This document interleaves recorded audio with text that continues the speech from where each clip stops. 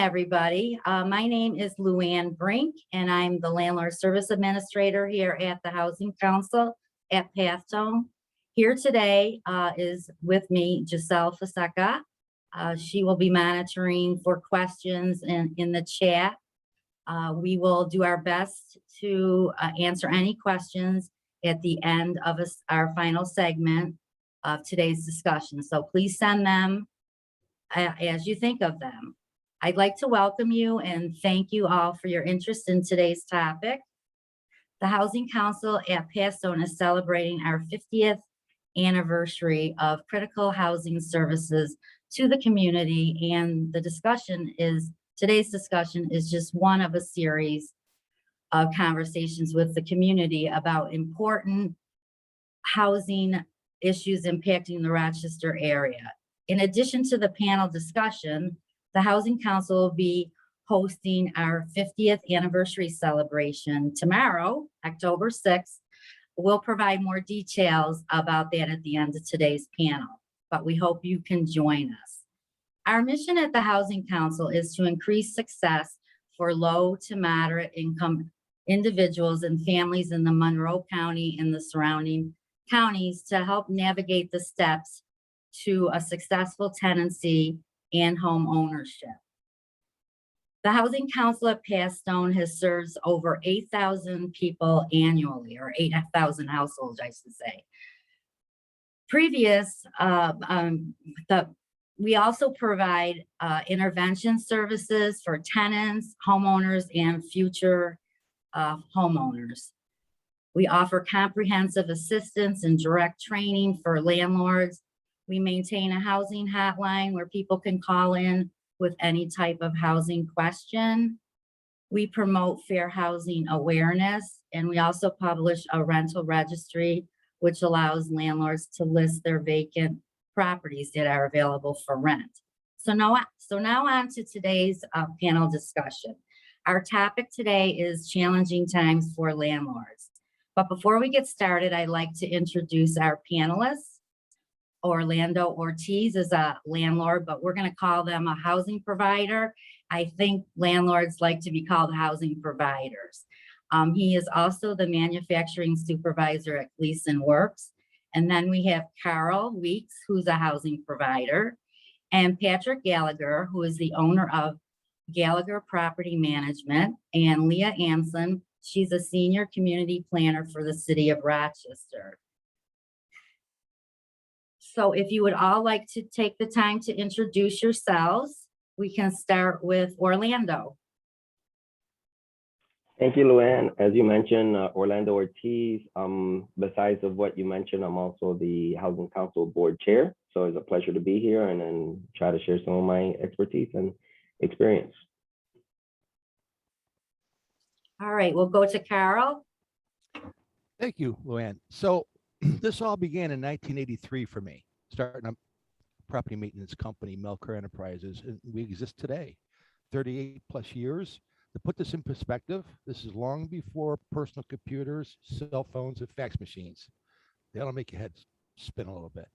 So we've been at this for a long time, learned a lot of stuff along the way, and I'm here to assist where I can. Thank you. Patrick? Thank you very much. I'm glad I'm here today. My name is Patrick Gallagher. I do own Gallagher Property Management, where we do run a management company with approximately 600 units, mostly in the city of Rochester. And I've been a housing provider for the last 20 years. Great. And Leah? Hi, I'm part of the city's housing team. The manager of housing likes to say that we touch everything from homelessness to home ownership and all the things that are in between. I'm going to try and wear the housing hat, but also some of the other areas of the city for you. Great, thank you. I look forward to hearing what you all have to say about this issue. So let's move on to our panel discussion. At the end of the discussion, there'll be time to address any questions from the audience. You can just put them in the chat as you think of them. Historically, housing providers have dealt with many challenges, from difficult tenants, maintenance issues, and of course, lack of resources. But COVID has kind of heightened these challenges and has made managing properties more difficult for many, especially the small housing providers. So I have a question for all of you, if you'd like to answer. What has been the most challenging aspect of COVID-19? We saw a big difference in how you had to manage your properties and dealing with tenants that aren't paying their rent. So how has this been challenging for you?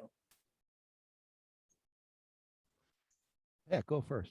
You want me to go Oh, first? Okay. All right. okay. So there's been a bunch of challenges.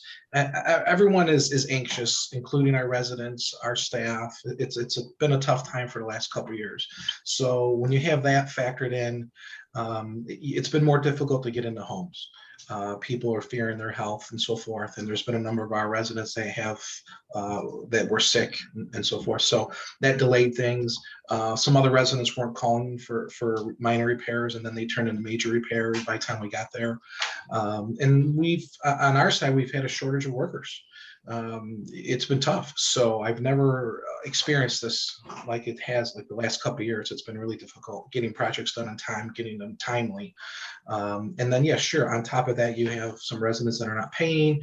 Even though nothing has changed financially, so you kind of package that up to a big ball, and it just made operations a lot more difficult. Thank you. Karl, what did you want to add to that? Other than the rent issue, trying to collect rent, getting folks to apply for the rent relief program is very administrative heavy. But I want to go into the AAAs.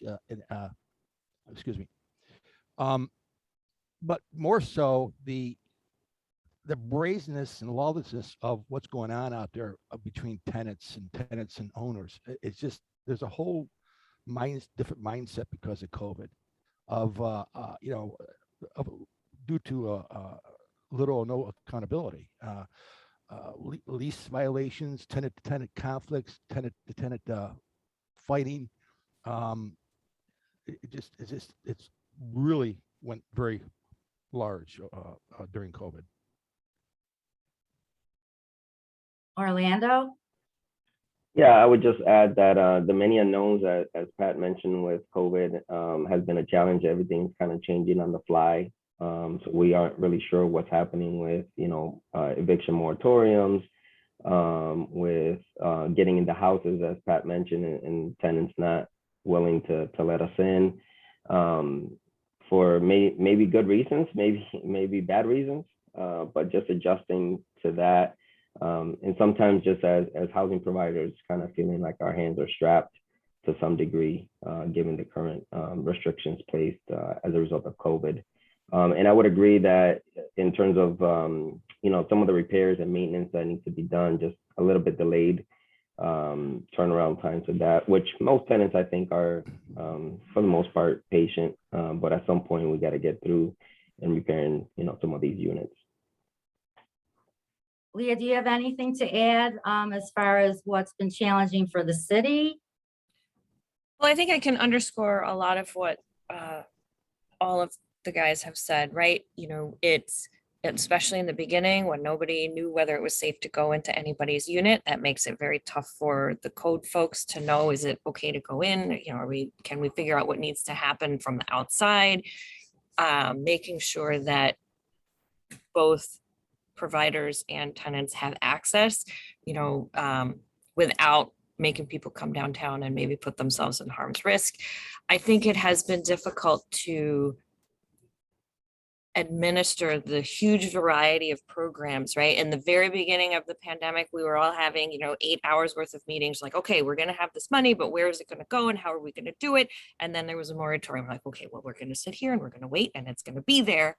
But I think for a lot of people, if your house isn't on fire, you're not going to run out and worry about your house because maybe some other things are on fire. So, we didn't necessarily have the huge pickup of the different assistance programs that we had available. And then I think as the goalposts move, right, the moratorium changes and then the other moratorium changes. And then is it this moratorium or is it something else? It's hard for us to manage where the assistance can go and how to do it. I think, one of the lessons we learned was with the big rental assistance number 1, only tenants could apply.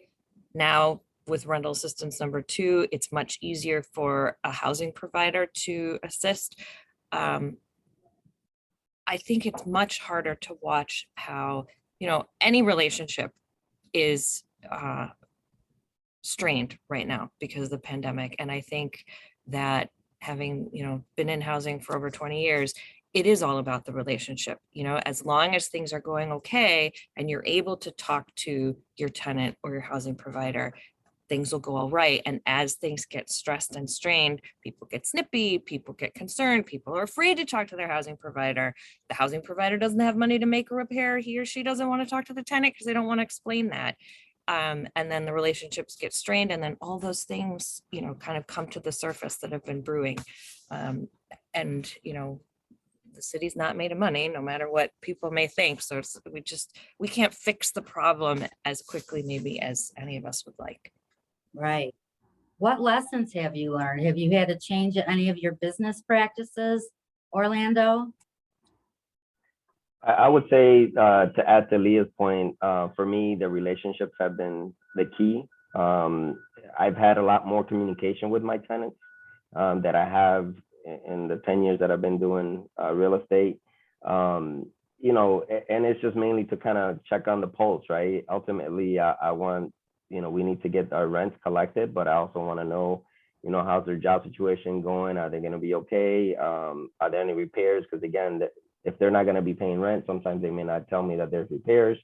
So there's that balance. So over the last, year and a half, I've put a lot more focus on, the communication with the tenant and myself and our team. So I would say that to Leah's point, their relationships have been the biggest thing that I've learned over the last 2 years.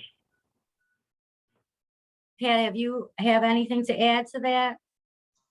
As far as lessons to be learned, Or different strategies you're using now? I've done a lot of changes, mostly in-house. I had a staff of 24 at one point before COVID. Now I'm down to about 13, and we're operating a lot more efficient. We're doing much better with a smaller staff. So really, it kind of it showed us who was coming to work with us for the right reasons and who wasn't, who was just coming for a paycheck. So at that end of it, as far as the business end, we learned a lot. And also to touch what Orlando's saying is the relationships, everything. It's everything to get into real estate. It's everything to maintain, and it's everything to be successful. I personally do all our move-ins for all our tenants. And I don't know all the tenants at this point. I used to, but in that move-in, I take 5 to 10 minutes and stress. This is not just, here's your keys, give me your money. It's far from that. I really want them to be successful. I really want to enjoy where they're living, and I want to be very timely to their needs. On the same token, I want them to pay timely as well. But if there's an issue or problem that comes up, just communicate that. That's all. That's all. We just have to be accountable and communicate that. So I find that works pretty well with people. So I think in light of these last couple of years, and hopefully we're kind of getting to the end of this, and we can hopefully return to normal at some point. But the relationships, you just can't stress that enough. Karl, do you have anything to add to that? Yeah. We learned the importance of adapt, adjust, and accommodate. We did a lot of changing of the operating system that I did because of this, and kind of quickly too. And other than that, I've always taught the importance of having an emergency contingency plan, having funds in the time of a sudden emergency. And I was thinking more on the expense side of, you have 5 CFOs, you have a roof, you have a tree damage, you have 5 tenants that moved out. I mean, you're getting crushed. There's always going to be one of those throughout your lifetime. Never thought it would be on the income side, being bludgeoned with COVID-19, with the rents not coming in. So now I learned that it's the importance of having that plan, whether it's because of COVID or you had that big expense problem. Very important. Great, thank you. The next question is for Leah. If someone's looking to becoming a housing provider or grow their rental property business, what current opportunities are available through the city? And are there any plans being discussed for future opportunities or programs? I think the biggest thing is that the city, we just talked a lot about communication, and I think, we're seeing that the most successful provider tenant relationships happen when everybody's local. So, we really want to continue to support local folks to stay in the business, grow in the business, or come into it. This year, we didn't have a tax foreclosure auction, and I know for a lot of prospective and interested in growing providers, that's like a go-to. This is a great opportunity to plan for that. What Karl said about having a contingency is super important, right? Yeah, maybe you can show up at the tax foreclosure option and buy a house for $5,000, but that does not mean that you can then show up and hand the keys to a tenant and say, have at it, because the property is clearly going to need a little bit of TLC if you're going to buy it at $5,000, right? So how do you plan in advance? Take the operating rental property class. I promise you, Luann did not pay me to say that, but do, right? Take the operating rental property class, talk to CPC about their, programs, products for smaller businesses, learn about how the best way to screen a tenant, how to collect, the appropriate amount of rent to be able to have money for an oops, a hole in the roof or what have you. Look into the options of, Section 8 assistance. For a million years ago, I worked at the Housing Council, and we were constantly talking to housing providers about, hey, have you, thought about Section 8? It's a great way to supplement a tenant's income, and there's just never enough uptake of that. I think there's a stigma around it, and get to know that in advance, right? If we have a tax foreclosure auction in the spring, this is an amazing opportunity to think about, do I want to be a housing provider, and how do I do it in the best way? And there are a lot of different opportunities that way. The different rehab programs that the city's contract services program have primarily focus on lead paint abatement, but there are sometimes some roof programs or other programs. Hopefully, some of the big federal infrastructure recovery funds will also go to repairs. So, I know our website isn't necessarily the most user-friendly, but we are working on that. But, keep up with that, and, we'll be letting folks know about upcoming programs. I have talked too much. I will go back up. Okay, thank you for your answer. So we know that, landlords are challenged in things. What would you say, what kind of resources would be most beneficial for landlords or housing providers right now during this time? We'll let Pat start off with that question. That's what I was thinking about here a little bit. I think, and maybe Karl and Orlando can help me out, but I think more transparency from the local level all the way to the state level. The accountability seems to be lacking, and it's okay to not pay or be late. It's okay. It just seems like over the years things are changing a little bit. So to help us out, whether some sort of resources or something, if it's stressed within the community all the way to the state level, to reinforce that accountability, I think it's going to make everything work like it should work. And that's, I'm trying to think about anything else from local or state that could help us out, but a lot of our issues are stuff that as housing providers, it's not easy, right? You have to have all your ducks in order to run this and be efficient and do well. So that's on our shoulders for that part, as far as the inner workings of that. But that's pretty much I have as far as our residents. Thank you. Karl, did you want to add? Yeah, what always jumps out is money, right? Funding. Yeah. And we know how that goes if it's there.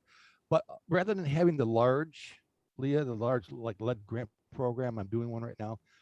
Bring that down a few notches. Have smaller ones out there. Divvy up the pie a little bit, like 5,000, 8,000.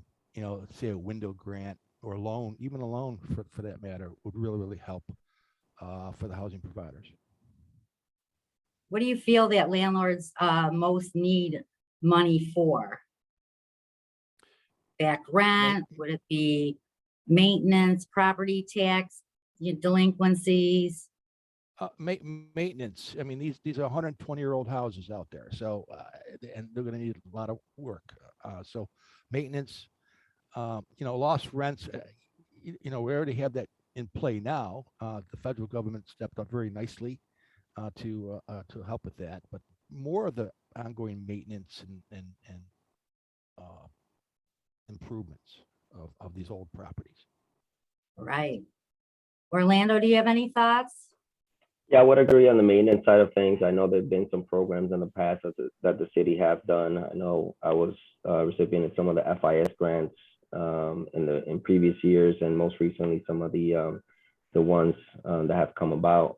So those definitely have helped us provide, a better housing situation for tenants.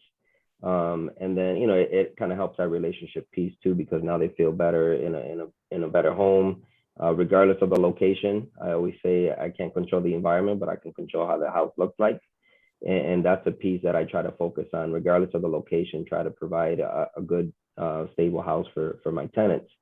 I would say the other, need would be to lessen the restraints on housing providers as it relates to possibly bad tenants.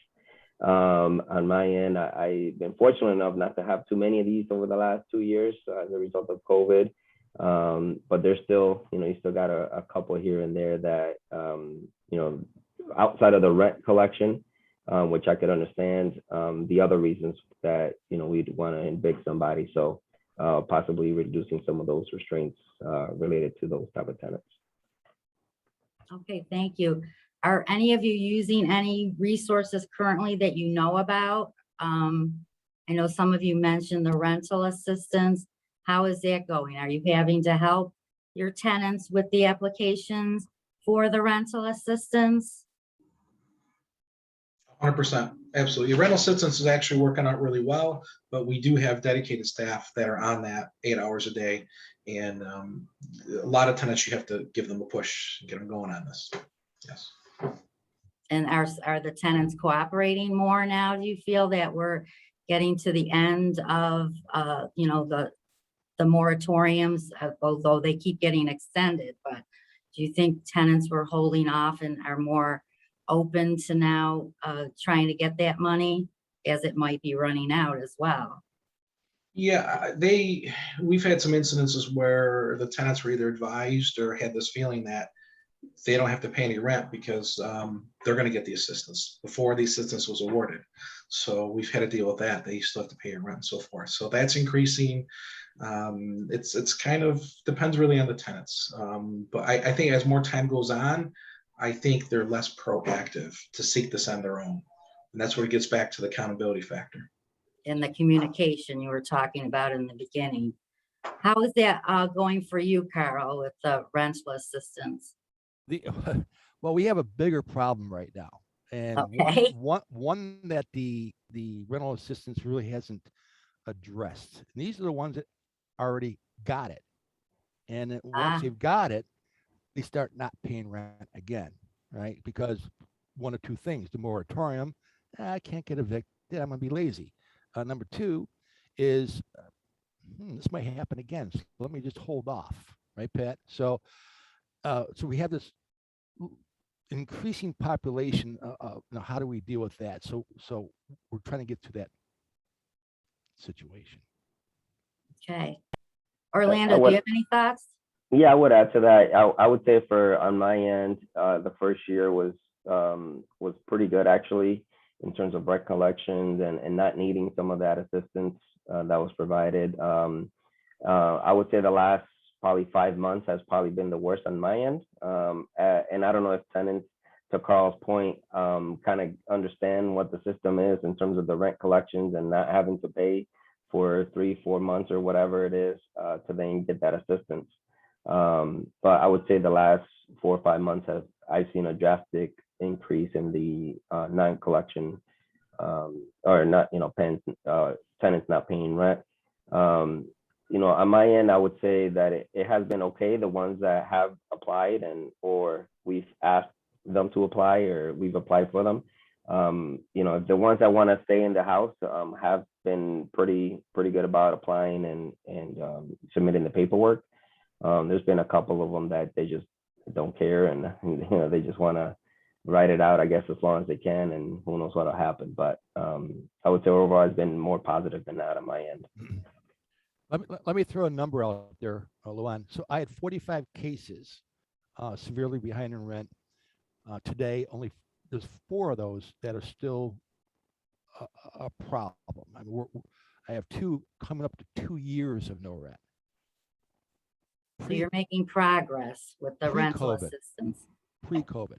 Well, we got these 4 that just are taking full advantage of the situation. They're lazy. We've applied for them, but you know, Okay. pulling the documentation is like you know, pulling boulders down uphill. All right, well, let's change gears a little bit. This question is for Pat. If someone is interested in getting started as a housing provider, you know, how would someone go about doing that? Now, I know Leah mentioned about the tax foreclosures that, you know, landlords or housing providers would sometimes purchase properties through a tax foreclosure. Are there other ways that housing providers can get started? Yes, I think before you do that, you really have to make sure you know what you're getting involved with. It's not just buying a home and buying it cheap. I mean, to me, that's not it at all. So I would say listen to podcasts, like Start Basic. There's tons of free podcasts. There's real estate books. There's local meetings here that are free. Lots of local meetings here that are free. Network. And after you do your research, you do your education, if this is for you, the time, the commitment, the expense, I mean, a lot goes into it, the legal, the accounting. So once you attend these meetings, read these books, and once you kind of zero in on what kind of real estate do you want to get into? What kind of housing provider do you want to be? Do you want to be more on the commercial end? Do you want to be on the residential end? Do you want to, you know, there's all these different spectrums. So to me, you have to do your homework. You have to work on yourself. You have to be a good listener. You know, so all these things, I think sometimes some housing providers think, hey, I can get it. I get a great deal. I rehab it really cheap. And then they fail immensely. Why? They didn't do their homework. They're not selecting the best applicants. You know, their residents are not the highest quality residents, or they forgot other aspects of how do you run a property in the city of Rochester. I was unaware of the C of O. Well, why are you unaware of the C of O? You didn't do your homework. So you have to find the municipality that you're in. You have to follow those rules, those guidelines. So I think once you do all that, then you form your team, get a good accountant, pay for an hour for an accountant, sit down with an accountant. What am I looking at? How's this going to hit me tax-wise? Are there benefits to this? Speak to an attorney. Tell me about some eviction laws if I have to go that route. I just want to be advised of that, what to expect. And as far as my lease, what's a good lease? Printing one off the internet, is that going to work here in Rochester? Probably not. So I think you have to do all these things first, make sure it's for you, save your money. Do not quit your job. Sometimes people think, yeah, I'm going to quit my job. I'm going to be all this successful, make all this money. That's not how it works. And matter of fact, we have a bunch of new owners that came in from out of town because the buying frenzy, it's been a buyer's market these last 2 years. We're flooded with these buyers. And then 6 months later, I'm not getting any rent. I can't pay my mortgage. I'm like, well, wait a minute. Well, if you don't have you know, some other money set aside for a rainy day fund, for repairs, for 6 months of no rent, this is not for you. This is not get rich, get quick at all. Okay, this is, you know, you're providing a service, a well-needed service, and through time, you could do very well with this. And there's certain tax benefits because the government can't provide all this housing. That's why they give us tax benefits to provide housing. So, but it's not a get rich, get quick thing. And I think some of the new people, then they come at us like, oh my gosh, we're not doing our job. So I always send emails to owners to say, hey, if you have a little extra money, put it aside, because just because your tenant's paying and you have 12 great months doesn't mean you're going to have 3 or 4 bad months. Are there any networking opportunities for housing providers in Monroe County or close by? Yeah, absolutely. I mean, Any like, groups? yeah, there's the FREIA group, the FFREIA. The FREIA group has about 6 to 8 local meetings every month. You can go on Facebook. There's different Facebook groups too as well. that are great. I mean, there's so much out there. Matter of fact, too much out there. You can't attend them all, or else you can't get to work. So it's definitely out there. You just got to make that step and do it. Don't forget the Housing Council, we offer an operating rental property class as well. Karl, you looks like you wanted to say something. Oh, no, Pat said it perfectly. I just wanted to commend him. Spot on. You stole all my words. Good job. Okay, great. If I can sort of come at it from a slightly different perspective, you know, we really want people to be as educated as possible and know in advance. One other different opportunity is to start small, like buy a double that you're going to live in. Because if you've never owned a property before, now's the time to kind of learn how that goes. Can you fix a toilet yourself? Or is this something that you're always going to need to contact someone for? So like the city, the housing council, a couple of other organizations have like down payment and closing cost assistance for folks who are purchasing like a 1 to 4 family where they're going to live in one of the units. It's sometimes a good way for people to start small, learn how it goes, and then they can say, okay, I've done that. I'm comfortable. I've learned about the permit process. I've learned what it's like to get a phone call at 2 o'clock in the morning. I'm ready. Let me talk to other people about how to start the next property and the next property and go from there. The other thing that I would say, supporting Pat's thing, is get to know the different city services. I have worked here for 7 years and I have yet to meet somebody who does not want to tell you all about their job and why it's great for you to pay attention to what they want to say. So a code inspector person would be happy to tell you what it is that they're really looking for. Somebody in the permit counter would be thrilled to tell you why you do or do not need a fence permit. You know, we may not seem like it, but we are really here to help. Also, we just love to talk about it. I think I interrupted you, Orlando. Yeah, I was just going to add to Pat's thing as far as education and learning and networking. I would say that there's no timetable for that. So it kind of go at your own pace. So don't feel like you're missing out on something because you need to absorb all this information in a month time frame. So for me, it took me about 2.5 years to really, you know, learn and really be comfortable with purchasing my first property. And that's okay. I'd rather miss out on some stuff in lieu of getting into something that I'm more comfortable in and really understand what I'm getting into. Karl, this question is for you. What are some skills needed to be a successful housing provider? Wow, there's a big mix in that one. Let me just creative problem solving, the ability to multitask, being organized, prepared, being flexible, effective communication, evaluate your decisions based upon your business, not your emotions. You know, so there's a lot of that in there in terms of skill.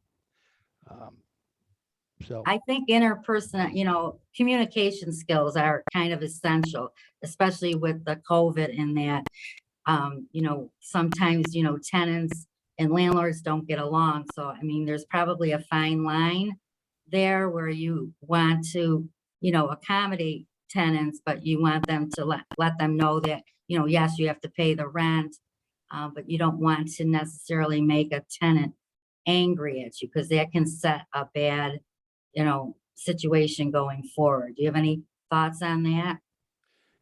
yeah, so you know, building your system and your processes is very important to be successful. Also to be successful, everybody covered it. It really starts at the very beginning. That's going to determine your success or not, is taking that time to educate and to evaluate yourself. Do you have the time, ability, temperament, bandwidth to get into this line of work?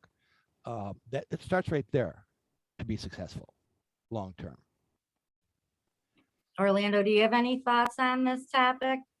Yeah, so for me, it would be understanding what I'm good at and what I'm not good at, and knowing that's okay. Finding people that are good at something that I really don't want to do or that I'm not good at has been a key in my area. So I don't have a specific set of skills, but I do, you know, to Leah's point earlier, understanding that I can fix a toilet. Now I choose not to because I really want to focus on other stuff.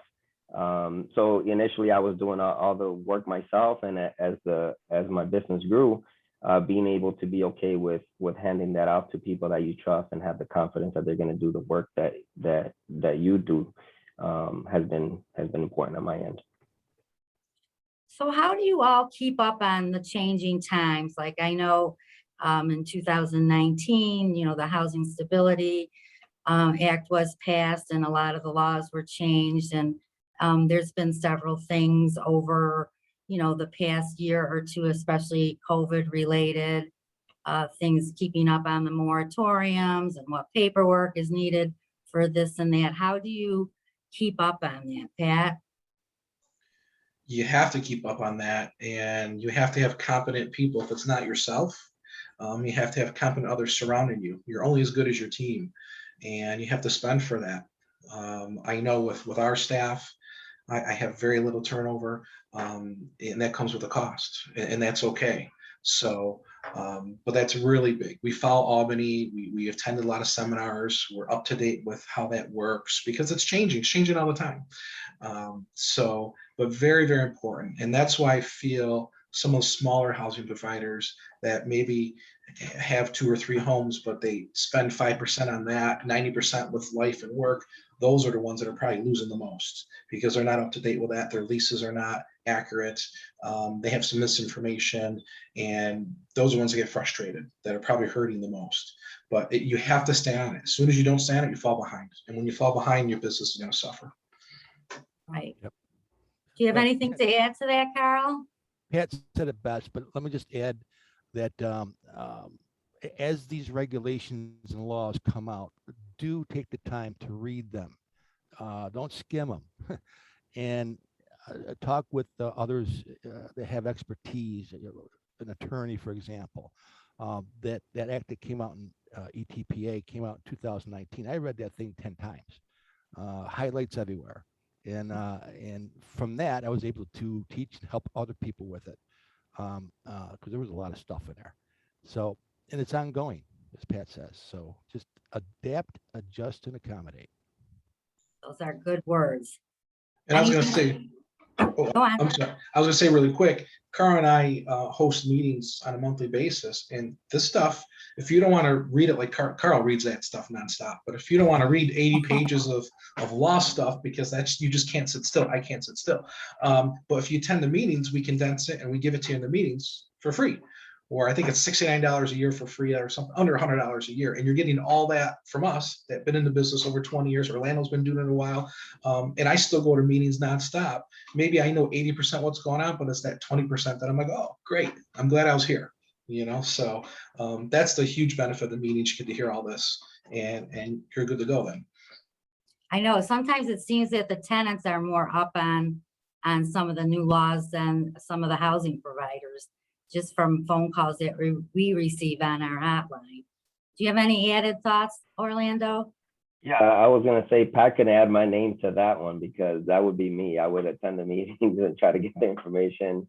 I can't sit there like Karl and read 80 pages of legislation. So I appreciate folks like Karl and others that can condense that into layman's terms and kind of let us know what the skinny is on some of the changes. Thank you. This question's for Karl and Orlando and Pat. What do you find the most challenging aspects of maintaining the properties? You can start with Karl. My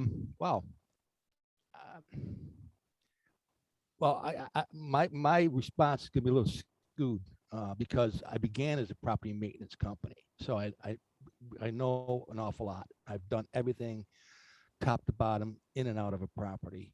The most challenging part is not doing the maintenance or knowing what to do for me.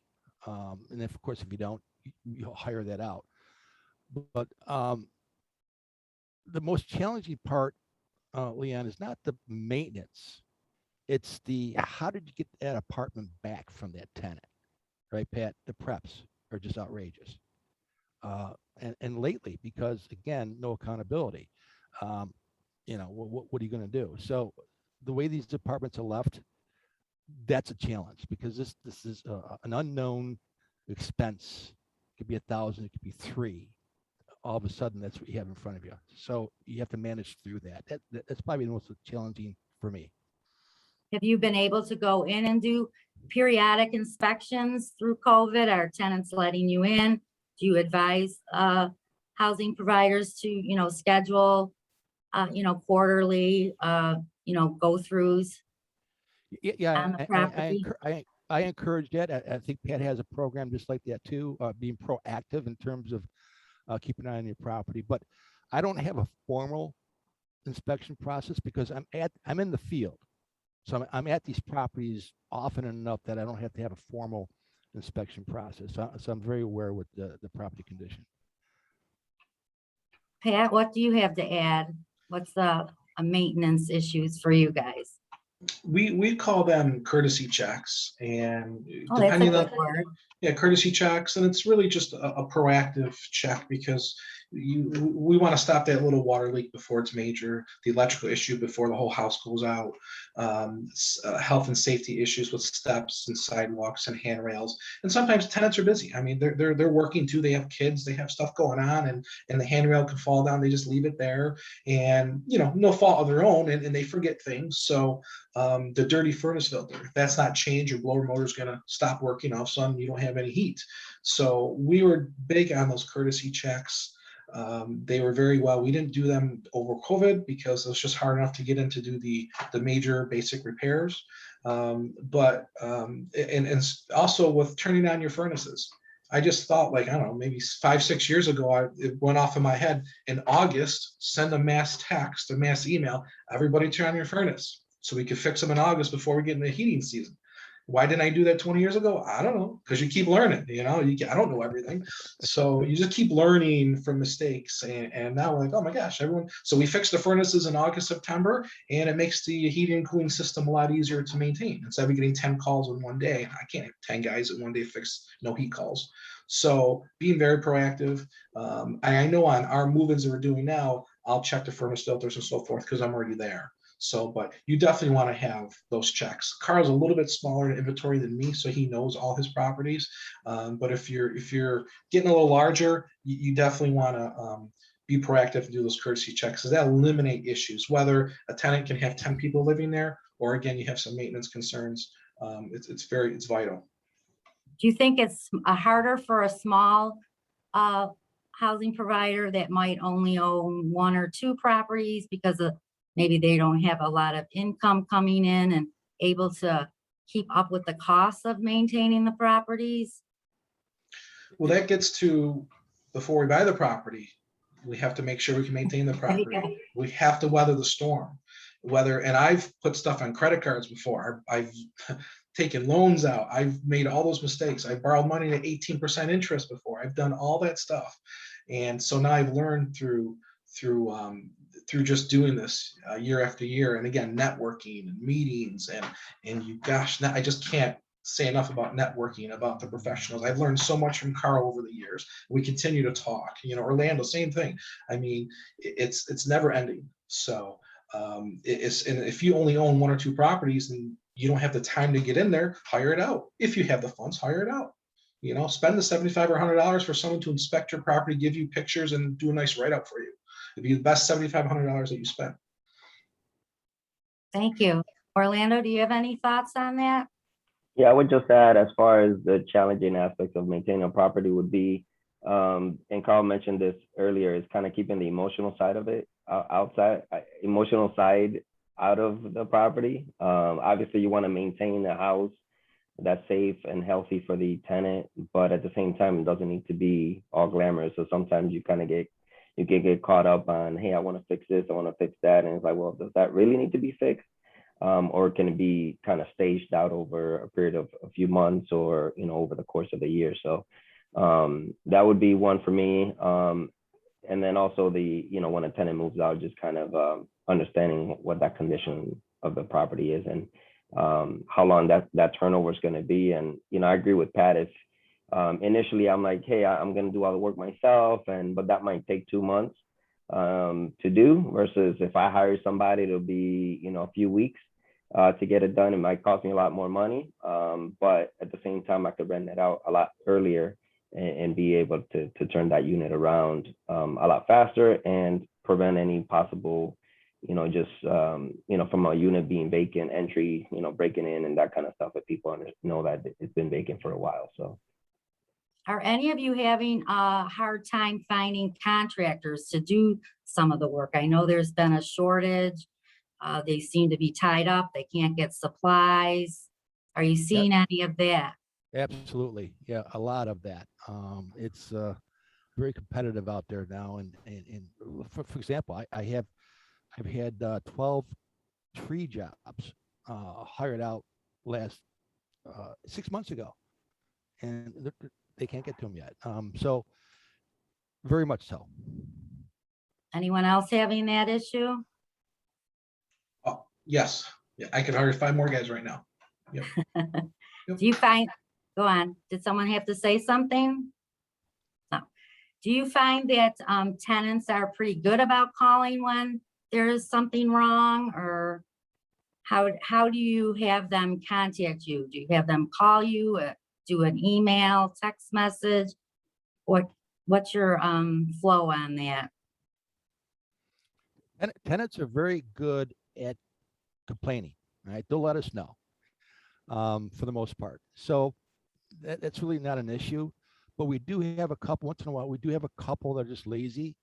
You know, I have this tub leak, Karl. When did that start? Oh, 2 weeks ago. Why didn't you tell me 2 weeks ago? So they have an obligation under the lease contract that they have to notify us of any health and safety issues or problems. And for the most part, they do.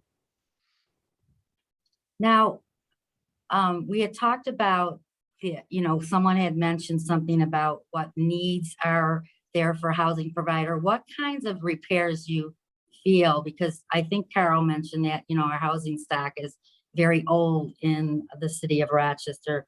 What do you think the most pressing maintenance issues are, like for housing providers, especially for the small ones? Lead paint hazards, number one. What was that? Lead paint hazards, number one. Okay. So Yeah. you encourage people to go through the City of Rochester lead grant program? Yep. That's a program that's out there worth pursuing, especially if you have a large issue. That's really what it's designed for, anyways. But the ongoing presence of potential lead hazards, that's the biggest item right now, because paint will chip and peel over time, all the time. So, Pat, what's your number one? You know, I agree with that. I'm a big window person. So if we take over a property that's got the old windows and the owner just wants to take them out and paint them up, like they've been painted 42 times already. So by the time you take them out, the frames break and everything. So, and plus with lead hazards, and we do see that it's still around. So it's in my lease. We talk to the tenants about it. All my maintenance workers know about it. If they're there to fix a faucet and they see peel and paint, they're notify us right away. We have to take care of that. All right. We do not want anybody to get sick. So that's very, very big. I think a lot of the other issues that we see are water-based issues, like a leaky toilet, faucet, and the tenant will put a bowl or bucket under there, forget to call us, or call us a little too late. So now under the sink, the floor is rotted out. We find those things. The shower curtain's not closed all the way, seems pretty minor, but then we have leaks and then the floor gets wet. So we have a lot of water issues, and obviously water issues, most of the times the landlords pay for that. I think that's probably the most common is that. And then your basic health and safety issues, whether the driveway's in rough shape, sidewalks, the handrails, that sort of thing. But we get everyday maintenance screens and so forth. What's more aggravating is the water from the second floor ends up into the first floor, Pat, right? Yeah. Okay, we have about another minute left. Do you have anything to add to this, Orlando? No, I agree with Pat. The leaks are probably the most common for us, and you know, I don't usually know until I get the water bill, and it's 3 times the amount of for the bill, and then I call the tenant and say, hey, what's going on? Oh yeah, the toilet's been kind of just running all the time. So Yes, it's usually something that quick. Water can be very damaging if you can't catch it in the beginning.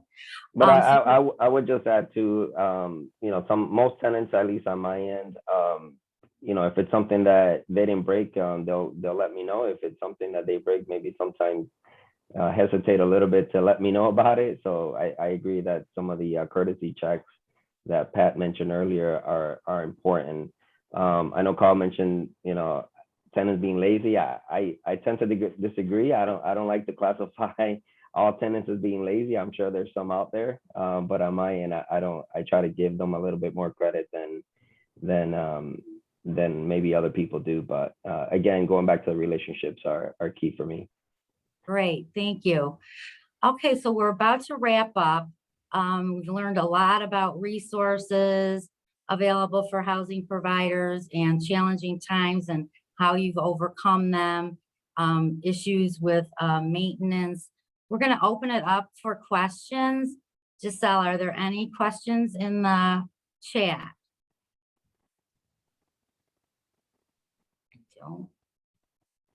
I don't see any. Okay, if anybody has any questions, this would be the time to put them in.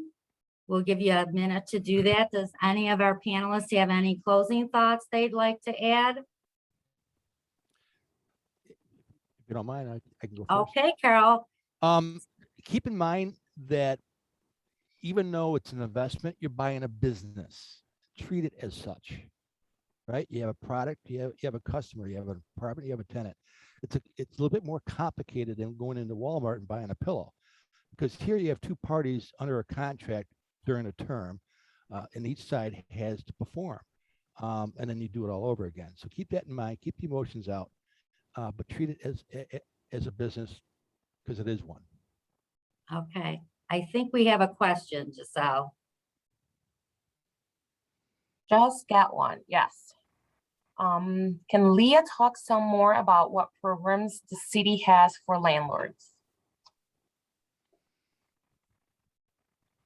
So we, first and foremost, we do support the operating rental property course to help keep it at an affordable cost. The contract services department is where, as Karl mentioned, the lead paint and other non-owner occupied rehab grants are from.